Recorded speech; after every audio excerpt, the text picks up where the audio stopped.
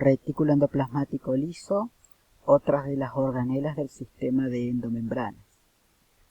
La membrana del retículo endoplasmático liso es una continuación de la membrana del retículo endoplasmático rugoso, es decir que las membranas de ambos retículos son continuas, por lo tanto lo son el lumen de estas organelas. La estructura o la morfología de esta organela no es de saco aplanado como en el RER, sino que son sacos membranosos de aspecto tubular, es decir, esta organela tiene el aspecto de tubos como orientados hacia arriba, como se puede ver en la imagen. Y otra característica es que esta organela carece de ribosomas adheridos a la cara externa o la cara citosólica de la membrana, es decir, no presenta ribosomas. Justamente eso es lo que permite llamarlo liso. En esta imagen, si visualizamos, podemos ver claramente a la derecha el aspecto de saco aplanado del retículo endoplasmático rugoso, la membrana plasmática de color negro, como líneas de color negro, y los ribosomas adheridos a la cara citosólica. En cambio, hacia la izquierda ya se puede ver el retículo endoplasmático liso, un cambio total en la morfología donde se puede ver claramente el aspecto tubular de esta organela. En la imagen inferior también claramente, visto el microscopio electrónico por supuesto, se puede ver entonces el retículo endoplasmático liso también, muy claramente.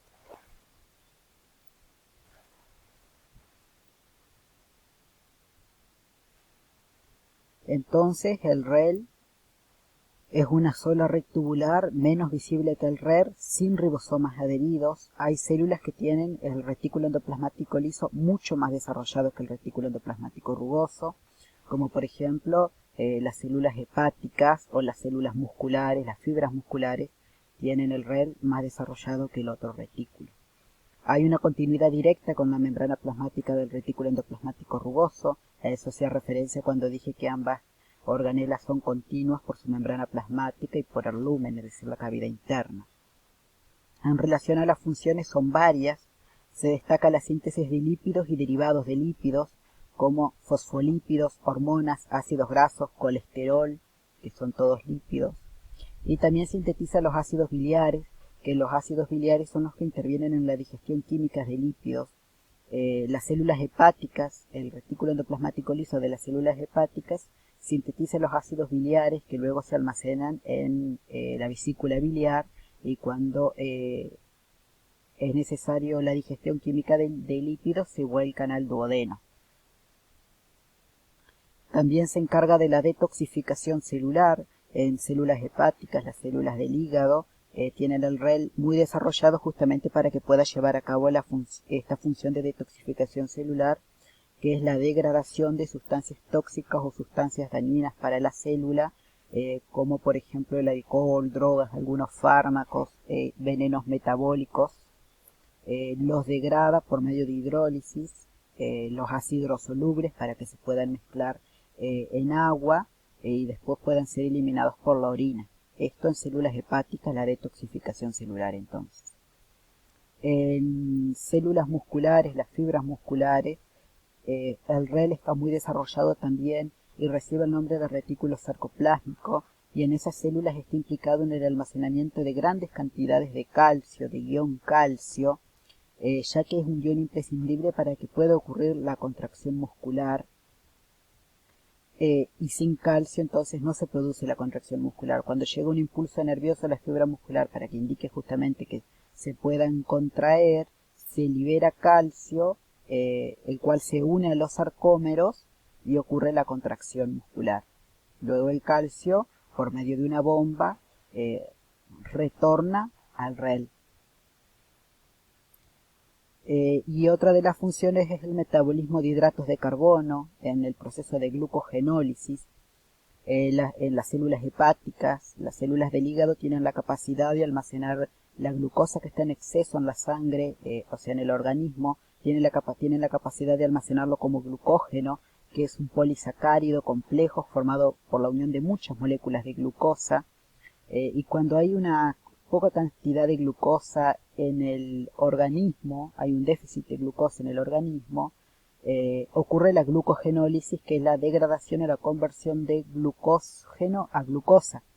Entonces el REL aporta enzimas para que ese proceso, esa conversión de glucógeno a glucosa pueda ocurrir. O sea que el REL en células hepáticas y en células musculares está muy desarrollado y cumple estas funciones que detallamos.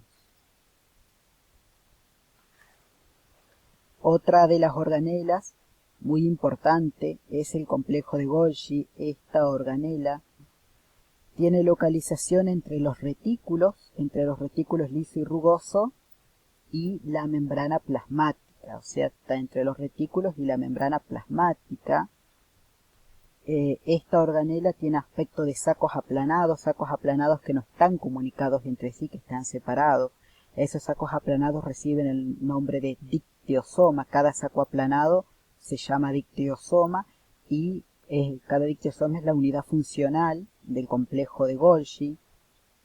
Estructuralmente se lo puede dividir en una cara cis que está orientada hacia los retículos, una cara medial o cisternas medial, que son los cisternas del centro, y una cara trans o cisterna trans, que se orienta a la membrana plasmática. En esta imagen se puede ver la cara cis, los cisternas medial o dictiosomas medial, y la cara trans orientada hacia la membrana plasmática, que se la puede ver acá. Acá se ve la membrana de una célula, la membrana de otra célula y en el medio la matriz extracelular. Generalmente el complejo de Golgi está rodeado por vesículas periféricas, como se puede ver en estas imágenes. En estas imágenes se puede ver vesículas.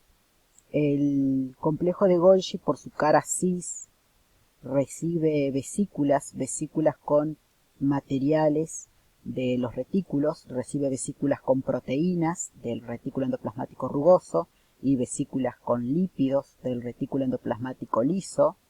Las vesículas se fusionan con la cara cis, las proteínas o los lípidos ingresan al lumen, a la cavidad interna de la cara cis, y luego por medio de vesículas transportadoras van pasando por los distintos dictiosomas, los lípidos y proteínas, por medio de vesículas por supuesto, y ahí van sufriendo procesamiento químico, mejoramiento, procesamiento como dije, y glicosilación.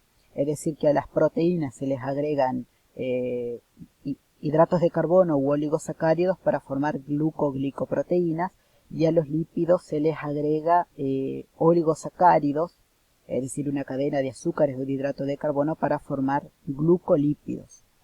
Una vez que el procesamiento ya fue realizado y la molécula está lista, la sustancia está lista,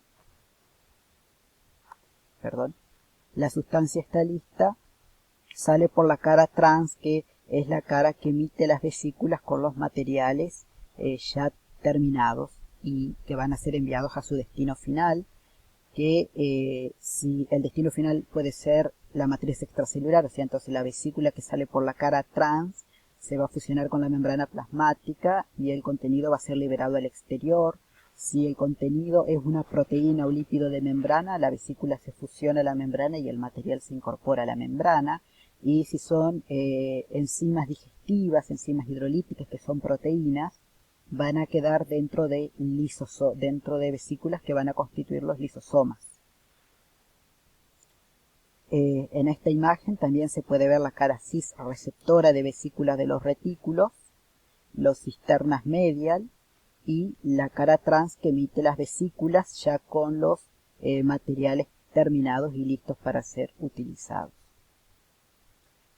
Con respecto a la cantidad de dictiosomas, dependiendo de la actividad metabólica de la célula, puede ser que tenga más dictiosomas que una célula que otra.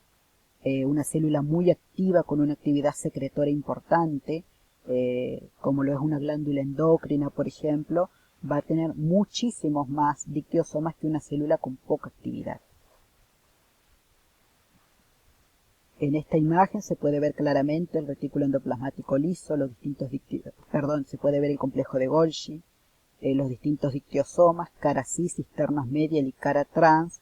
La cara trans orientada entonces a la membrana plasmática, que se puede ver acá, la membrana plasmática de una célula, la matriz extracelular y la membrana plasmática de otra célula, Esto aprovecho para mencionarlo, es la unidad trilaminar de membrana. Acá se ven como tres láminas: la membrana plasmática de una célula, la matriz extracelular y la membrana plasmática de una célula continua.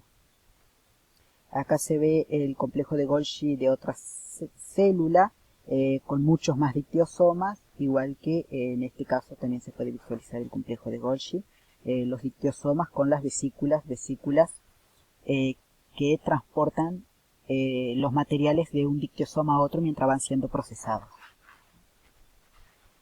Entonces, el complejo de Golgi es un conjunto de sacos aplanados discoidales, llamados dictiosomas cada uno, separados entre sí, tiene ubicación entre los retículos liso y rugoso y la membrana plasmática, y hay numerosas vesículas periféricas. Entonces, es un sistema dinámico, ya que al recibir vesículas desde los retículos y emitir vesículas con los materiales procesados por la cara trans, constantemente se va modificando, va incorporando y perdiendo pedacitos de membrana. Incorpora cuando recibe vesículas pedacitos de membrana y pierde pedacitos de membrana cuando forma vesículas. Por eso está en constante cambio y es dinámico. Una cara cisreceptora, una cara media locisternas medial y una cara trans emisora de vesículas. Recibe vesículas de los retículos, procesa, mejora, glicosila los materiales, es decir, incorpora hidratos de carbono u oligosacáridos, lípidos y proteínas. Se encarga de la secreción de vesículas, es decir, empaqueta los materiales para que vayan a su destino final, y si la sustancia que está dentro de la vesícula tiene que ir a la matriz extracelular o al exterior de la célula, ocurre el proceso de secreción, que después lo voy a explicar. Polimeriza componentes estructurales de pared celular celulosa, es decir, forma la celulosa, que es el componente que forma las paredes celulares en células vegetales. La celulosa es un polisacárido formado por la unión también de muchas moléculas de glucosa. El complejo de Golgi lo que hace es unir las moléculas de glucosa para formar celulosa. Como dije, el número de dictiosomas depende de la actividad metabólica de la célula. Y se encarga de la formación de lisosomas primarios, que los lisosomas primarios son vesículas que llevan a cabo la digestión intracelular. Después voy a hacer hincapié en eso. Forma acrosomas en espermatozoides. El acrosoma es un compartimento membranoso que se encuentra en el extremo apical de la cabeza de los espermatozoides, que contiene vesículas con enzimas que participan en la fecundación, y entonces lo que hace es formar esas vesículas. Y forma el fragmoplasto en células vegetales. El fragmoplasto es un tabique que se forma luego de la división celular de células vegetales, es decir, cuando la célula vegetal se divide por mitosis, se forma ese tabique que va a constituir el andamiaje para formar la pared celular que va a separar las dos células hijas. El complejo de Golgi entonces emite vesículas con los materiales que van a formar ese fragmoplasto.